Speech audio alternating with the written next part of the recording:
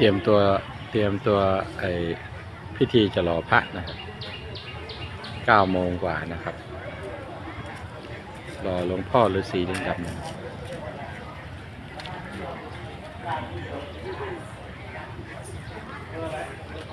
กล้วยครับกล้วยนี่หลวงปู่มั่นนะครับองค์ใหญ่คุยหน่อยทำไลฟ์สดอีกแล้วโอ้ยไม่ใช่ไลฟ์สด นี่ถ่ายวิดีโอ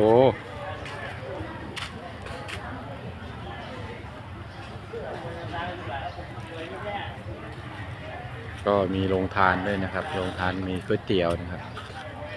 ก๋วยเตี๋ยว2 ที่นะครับ